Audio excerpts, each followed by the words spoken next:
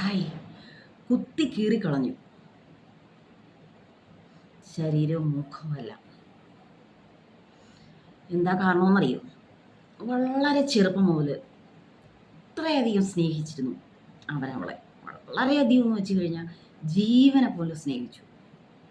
ആരുമില്ല, 2 കുടുംബക്കാരുമില്ല. ഒരു ജീവിതം അവർ കെട്ടി ഉയർത്തിക്കൊണ്ട് വരുമായിരുന്നു. ഒരാൺകുഞ്ഞും ഉണ്ടായി. അപ്പം ജീവിതത്തിൻ്റെ മുന്നോട്ടുള്ള പോക്കുകളിൽ ഭർത്താവിൻ്റെ ചിലവുകൾ മാത്രം പറ്റത്തില്ല എന്ന് വിചാരിച്ച് ഈ പെണ്ണ് എന്തോ പറയുന്നത് ബ്യൂട്ടീഷ്യൻ കോഴ്സ് ഒക്കെ പഠിച്ച് അതിൻ്റേതായിട്ടുള്ള കാര്യങ്ങളുമായിട്ട് അവൾ മുന്നോട്ട് പോയിക്കൊണ്ടിരിക്കുമായിരുന്നു. അപ്പം അവൾ ഈ നല്ലൊരു മേക്കപ്പ് ആർട്ടിസ്റ്റാണ്, കാണാൻ അതിസുന്ദരിയാണ്. ഹസ്ബൻഡും അതുപോലെ തന്നെയൊക്കെയാണ്. അപ്പം അവരുടെ ഈ പ്രേമത്തിൻ്റെ ഈ നല്ല നാളുകളും കഴിഞ്ഞ് കുഞ്ഞുങ്ങളുണ്ടായി.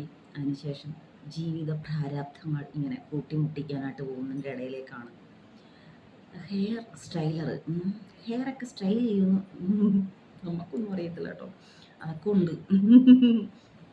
അപ്പം അതിൻ്റെ അപ്പോൾ ഈ പെണ്ണ് ഒരു ബ്യൂട്ടീഷ്യൻ അല്ലേ. അപ്പം ഒരു ഹെയർ ആണുങ്ങളുടെയും പെണ്ണുങ്ങളുടെയൊക്കെ ഹെയർ നല്ല എന്തോ ഹെയർ മേക്കപ്പ് ചെയ്യാനായിട്ട്, അങ്ങനല്ലേ പറയുന്നത്, എനിക്കറിയത്തില്ല. ഞാൻ ഹെയർ ഒന്നും ചെയ്തിട്ടില്ല, അതുകൊണ്ട് അതിനെക്കുറിച്ച് അറിയത്തില്ല കേട്ടോ. അപ്പോൾ ഈ ബ്യൂട്ടീഷ്യൻ ഓരോ ഫീൽഡിൽ വർക്ക് ചെയ്യുന്നവരാകുമ്പം അങ്ങോട്ടും ഇങ്ങോട്ടും ഒക്കെ കണ്ട് പരിചയം സംസാരം അതൊക്കെ ഉണ്ടാവുമല്ലോ. അങ്ങനെ കണ്ട് സംസാരിച്ച് ഈ പെണ്ണിലേക്ക് ഇവൻ കൂടുതലെടുത്തു, ഇവളും അവനിലേക്ക് കൂടുതലെടുത്തു. അവർക്ക് പിരിയാൻ പറ്റാത്ത രീതിയിലേക്ക് അവരങ്ങ് ചേർന്ന് പോയി. ഈ ഓപ്പോസിറ്റ് നിൽക്കുന്ന ഈ ഒരു ഹെയർ സ്റ്റൈലർക്കും ഒരു വൈഫുണ്ട്. അവനും അതിസുന്ദരനാണ് കേട്ടോ. എല്ലാവരും അങ്ങ് സുന്ദരന്മാരും സുന്ദരികളുമാണ്. അപ്പോൾ ഇവർ ഭയങ്കരമായിട്ട് അങ്ങ് അടുത്ത് ചേർന്ന് ഇടപഴകി അങ്ങനെ പോയിക്കൊണ്ടിരുന്നു. ഹസ്ബൻഡ് ജീവനെ പോലെ സ്നേഹിക്കുന്നുണ്ട്, കുടുംബം അത്രയധികം നോക്കുന്നുണ്ട്. അവൾക്കതൊന്നും പറ്റത്തില്ല. അവൾക്ക് വേറൊരാളുടെ അപ്പോൾ എന്താണ്, ഒത്തിരി പറയാനുണ്ട്. പബ്ലിക്കിൽ ഇത്രയും പറയാൻ പാടില്ലാത്തതുകൊണ്ട് ഞാൻ പറയാതിരിക്കുന്നതല്ലേ, ഞാൻ പറയും. അപ്പം എന്താണ്, ഇവരിങ്ങനെ കൂടുതൽ അടുത്തടുത്തടുത്ത് വന്നു. ഈ കാമുകനും ഹസ്ബൻഡും ഒക്കെയാണ്. അപ്പോൾ അത്രയധികം സ്നേഹിച്ച് അത്രയധികം ഹൃദയത്തിനോട് ചേർത്ത് വെച്ച ഒരു ഭാര്യയാണെന്ന് ആലോചിക്കണം. കുടുംബത്തിന് വേണ്ടിയാണ് അവൻ കഷ്ടപ്പെടുന്നത്. ഒറ്റപ്പെടുത്തിയവരുടെ മുന്നിൽ കുടുംബക്കാരൊക്കെ ഒറ്റപ്പെടുത്തിയെന്ന് തോന്നുന്നുണ്ട്. കല്യാണം കഴിച്ചത് കാരണം ഇൻ്റർ കാസ്റ്റ് മാരേജുകളുണ്ട്. അപ്പം എങ്ങനെയാലും നമ്മുടെ കുടുംബം നല്ല രീതിയിൽ മുന്നോട്ട് കൊണ്ടുപോകണം എന്നൊക്കെ വിചാരിച്ച് ഇവൻ കഷ്ടപ്പെടണം. ഇവള് വേറെ രീതി വേറെ കഷ്ടങ്ങൾ പെട്ടുകൊണ്ടിരിക്കുകയാണ്. അപ്പോൾ ഇതൊക്കെ ചിരിച്ചുകൊണ്ട് പറയേണ്ട കാര്യമില്ല, എനിക്കിതൊക്കെ ചിരിക്കാനാണ് തോന്നുന്നത്. ഇതെല്ലാം പെണ്ണുങ്ങളുടെ ഒരു ആണുങ്ങളൊക്കെ കൂടുതൽ പെണ്ണുങ്ങളാണ് ഇതൊക്കെ ഒരു നല്ല രീതിയിൽ ഒരു കുടുംബം കൊണ്ടുപോകേണ്ടത്. കാരണം പെണ്ണുങ്ങൾക്കാണ് കഷ്ടതകളും വേദനകളും ഒക്കെ അധികമെന്ന് എനിക്ക് തോന്നിയിട്ടുണ്ട് ആണുങ്ങളെക്കായി. അപ്പം പറഞ്ഞു വന്ന് മാറിപ്പോയി. എന്നിട്ട് എന്താണ്, ഇവർ രണ്ടുപേരും ഭയങ്കര ഡിങ്കോൾഫിയായി.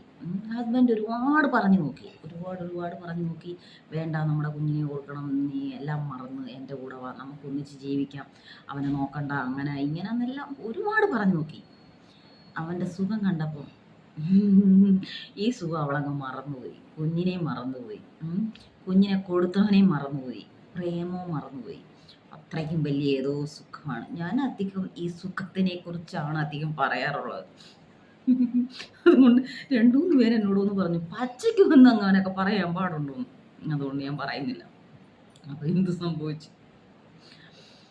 ഇവൻ അങ്ങ് അവളാണെങ്കിൽ ആ ഒരു കാമുകൻ്റെ കൂടെ അങ്ങ് പോവുകയാണ്. പോയി അവിടെ നിന്നൊക്കെ വിളിച്ചുകൊണ്ട് വന്ന് ഇവൻ കൂടെ ചേർക്കാനൊക്കെ നോക്കി. പക്ഷേ ഇവൾ ഒരിക്കലും ഇവൻ്റെ കൂടെ വരുന്നില്ല. ഇവൾ പറയുന്നത് ആലോചിച്ച് നോക്കിയാണോ, കല്യാണം കഴിഞ്ഞിട്ട് 5-6 വർഷമേ ആവുന്നുള്ളൂ. അവൾ പറയുന്നത് എനിക്ക് ഡൈവേഴ്സ് വേണം. അപ്പം ഇവൻ പറഞ്ഞു ഒരു കാരണവശാലും, അവൻ പറഞ്ഞു എനിക്ക് ഡൈവേഴ്സ് വേണം, എന്നിട്ട് നീ പൊയ്ക്കോ. അവളാണെങ്കിൽ ഒരു കാരണവശാലും കൊടുക്കത്തില്ല. അങ്ങനെ അവനും ചിലപ്പോൾ ഇവനും വേണമായിരിക്കും, എന്തോന്നറിയത്തില്ല, അതിനെക്കുറിച്ച് നല്ലതായിട്ട് അറിയത്തില്ല. അപ്പം ഇവർ പലയിടത്തും പോയി ഇവനിങ്ങനെ കണ്ടുപിടിക്കുന്നുണ്ട്. പലയിടത്തും പോയി ഇവർ പോകുന്നതും വരുന്നതും ഒക്കെ. ഒരു ദിവസം ഇവൻ നേരിലങ്ങ് പോവുകയാണ്. നേരിൽ ഈ പെണ്ണുപിള്ളയല്ല, കുറച്ച് വയസ്സ് കുറവാണ്. അവിടേക്ക് കടന്നു ചെല്ലുകയാണ്. നിങ്ങളൊക്കെ കണ്ടു കാണും. അപ്പം ഇവർ രണ്ടുകൂടെ ഒരു റൂമിൽ, ഇവള് എപ്പോൾ നോക്കിയാലും ഒരു ഞാൻ അവരുടെ അവളുടെ എല്ലാം ഒന്ന് വീഡിയോസും കണ്ടായിരുന്നു. വളരെ കുലസ്ത്രീ എന്നൊക്കെ പറയത്തില്ലേ, അതേപോലെ വളരെ മാന്യമായിട്ട് ഡ്രസ് ധരിച്ചു, പൊട്ട് വെച്ച്, ചന്ദനം വെച്ച്, താലിയിട്ട് നല്ല രീതിയിൽ ഇരുന്ന് അവൾ ഒരു ഷിമ്മീസ് ഇട്ട്, ഷിമ്മീസ് അല്ല അതിൻ്റെ പേരെന്താണെന്ന് എനിക്കറിയത്തില്ല, നിങ്ങളൊക്കെ കണ്ടു കാണും. സ്ലീവ്ലെസ് നൈറ്റിയാണെന്ന് തോന്നുന്നു. അതൊക്കെ ഇട്ട് ഇങ്ങോട്ട് ഇറങ്ങി വരും. അപ്പോൾ ഇവൻ അന്തം വിട്ട് പോയി കാണും. സാരി ഉടുത്തും ചുരിദാറിട്ടും കണ്ട എൻ്റെ ഭാര്യ സ്ലീവ്ലെസ്സിൽ നിൽക്കുന്നു എന്ന് വെച്ച്, എന്തുവാടി ഇത് ഡ്രസ്സ് എന്നും പറഞ്ഞുകൊണ്ട് അവൻ ചോദിക്കുന്നുണ്ട്. അവൻ നീ മിണ്ടാതിരുന്നോ, എൻ്റെ വായി മൂടി വെയ്, നിൻ്റെ മണ്ടയ്ക്ക് ഞാൻ അടിക്കും എന്നൊക്കെ ഇവള് പറയുന്നുണ്ട്. നമ്മുടെ വീടല്ല ഇത്, വേറൊരാളുടെ വീട്. അതേ വേറൊരാളുടെ വീട്, അവൻ്റെ കാമുകൻ്റെ വീടാണ്. അങ്ങനെ അവനെ പിടിക്കാനൊക്കെ നോക്കുന്നുണ്ട്. പക്ഷേ അവനങ്ങ് ഇറങ്ങി ഓടുക. അവൻ്റെ പേരാണ് ജോസ്. അതിസുന്ദരനാണ്. അപ്പം നിങ്ങളൊക്കെ കണ്ടു കാണത്തില്ല, അതങ്ങനെ അത്രയ്ക്കും പബ്ലിസിറ്റി ആയിട്ടില്ല. അപ്പം ഇവൻ ഇറങ്ങി ഓടി. ഇവന് എന്തൊക്കെ ചെയ്യാൻ പറ്റുമോ അതെല്ലാം അവളിലങ്ങ് എന്തോ പറയുന്നത് അങ്ങ് ചെയ്യുകയാണ് ഇവൻ. അവളെ കൊല്ലാനുള്ള ഇതാണ്. അതിനുശേഷം അവൻ വന്ന് പറയുന്നുണ്ട്, ഞാൻ അവളെ ഒരു കൊല്ലുന്ന രീതിയിൽ കൊല്ലാൻ തീരുമാനിച്ചു കഴിഞ്ഞു, അതിനു വേണ്ടി എല്ലാം അവൻ ചെയ്തു. പക്ഷേ അവൾ ചത്തില്ല. ഇപ്പോൾ കുഴപ്പമില്ലാതെ അവൾ ഐസിയുലൊക്കെ ആയിരുന്നു, നല്ല രീതിയിൽ വരുന്നുണ്ട്. ഇവൻ എന്നിട്ട് എവിടെയോ കാട്ടിൽ പോയി കുഞ്ഞിനെ പിടിച്ചുകൊണ്ടിരുന്നിട്ട് പറയുന്നുണ്ട്, ഇവനെ ഞാൻ കൊല്ലുകയാണ്, ഞാനും ചാവുകയാണ്, എൻ്റെ ജീവിതം പോയി, എൻ്റെ ജീവിതം നശിപ്പിച്ചു കളഞ്ഞു, അങ്ങനെ ഇങ്ങനെ എന്നൊക്കെ പറഞ്ഞു. പക്ഷേ അവന് ഇവളെ ഡൈവേഴ്സ് കൊടുക്കുകയോ, അല്ലെങ്കിൽ നമ്മുടെ നാട്ടിൽ എന്തെല്ലാം കാര്യങ്ങളുണ്ട്, മധ്യസ്ഥത വഹിക്കാൻ നമ്മുടെ വീടിനടുത്തൊരു 5-6 ആൾക്കാരെ തന്നെ നമുക്ക് ഉണ്ടാക്കിയെടുക്കാൻ പറ്റും. പോലീസ് ഇല്ലെങ്കിൽ പോലീസിൻ്റെ അടുത്ത് പോകാം, വക്കീലിൻ്റെ അടുത്ത് പോകാം, അങ്ങനെ പല കാര്യങ്ങളുണ്ട്. മതിലും കോലും എല്ലാം കയറി, അല്ല മതിൽ ചാടി കോല് കയറി ചാവുന്ന അങ്ങനെ ഒരു പഴഞ്ചൊല്ലില്ലേ. അങ്ങനെയൊക്കെ ഉള്ളവളുമാരെയൊക്കെ പിടിച്ചു നിർത്താൻ പറ്റത്തില്ല. അയാളാണെങ്കിൽ നല്ല സുന്ദരനും ചെറുപ്പക്കാരനുമാണ്. ഉള്ളത് ഒരു ആൺകുഞ്ഞാണ്. പെൺകുഞ്ഞാണെങ്കിലും കുഴപ്പമെന്ന് പറയാം. ഒരാൺകുഞ്ഞാണ്. ഇവളെ എടുത്ത് ദൂരെ കളഞ്ഞിട്ട് അതിനും സുന്ദരിയായിട്ട്, കാരണം എല്ലാം പബ്ലിസിറ്റി ആയി കഴിയുമ്പോൾ ഇവൻ നല്ലവനാന്ന് പറഞ്ഞ് എത്ര പെണ്ണുങ്ങൾ അവൻ്റെ പിന്നാലെ വന്ന് നിൽക്കും കല്യാണം കഴിക്കാനായിട്ട്. അപ്പം അത്രയ്ക്കും സ്നേഹമുള്ളവനാണെന്ന് തോന്നും. അവൻ്റെ അക്കൗണ്ടൊക്കെ നമ്മളിങ്ങനെ നോക്കുമ്പോൾ അങ്ങനെ തോന്നിയിട്ടുള്ളൂ. അപ്പോൾ ഈ പെണ്ണുങ്ങളുടെ കാര്യം ഇതാണ് ഇപ്പം നമ്മുടെ എല്ലാ സോഷ്യൽ മീഡിയാസിൽ ഒരു ചർച്ചാ വിഷയം. ഇത് തമിഴ്നാട് തിരുച്ചിറപ്പള്ളിയിൽ നടന്ന സംഭവമാണ്. ഇതുപോലൊക്കെ ഇഷ്ടം പോലെ കഥകളുണ്ട്. എന്നാലും ഈ ഒരു കഥ ഞാനിവിടെ പറയാനുള്ള കാരണം എന്തോന്ന് വെച്ച് കഴിഞ്ഞാൽ, അയാളുടെ ഒരു കരച്ചിലുണ്ട്, ആരുമല്ലാത്ത ആ കുഞ്ഞിൻ്റെ ഒരു കരച്ചിലുണ്ട്. അപ്പാ ഭയമാർക്കപ്പാ அப்படின்ட்டு. അത് ഒരു അമ്മയ്ക്ക്,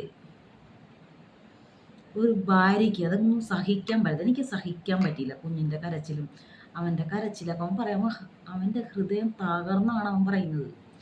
കണ്ടവൻ്റെ സാധനത്തിന് വേണ്ടി അലയുന്ന ചില പെണ്ണുങ്ങളുണ്ടല്ലോ, ഇവളുമാർക്കൊക്കെ എന്തുവാ വേണ്ടത്.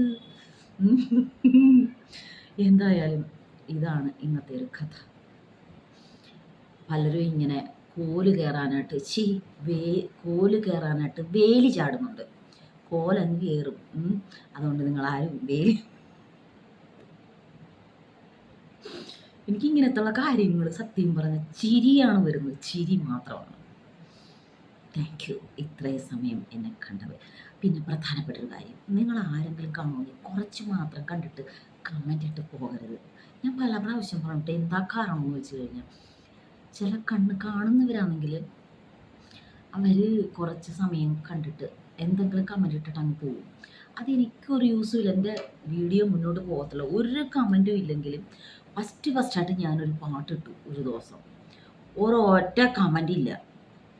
24 മണിക്കൂറിനകം അത് 4000 പേര് കണ്ടു. പിന്നെ അതിന് ശേഷമാണ് എനിക്ക് കമൻറ്റും ലൈക്കും അതിനകത്ത് വന്നത്. അതുകൊണ്ട് നിങ്ങളൊന്നും ചെയ്യാതിരുന്ന, ഒന്ന് കണ്ട് പകുതിക്ക് വെച്ചിട്ട് പോയി കഴിഞ്ഞാൽ അത് മൂവ് ആവത്തില്ല, ഇത് ഒട്ടും കൊള്ളത്തില്ല. അതുകൊണ്ട് ഈ വൃത്തികെട്ടൊക്കെ ഒരു കമൻറ്റ് ഇട്ടേണമല്ലോ എന്നൊക്കെ വിചാരിച്ചുണ്ടാകും. എന്താണ് ഞാൻ പറയുന്നത്, ഒരുപാട് സമയമായി. Thank you.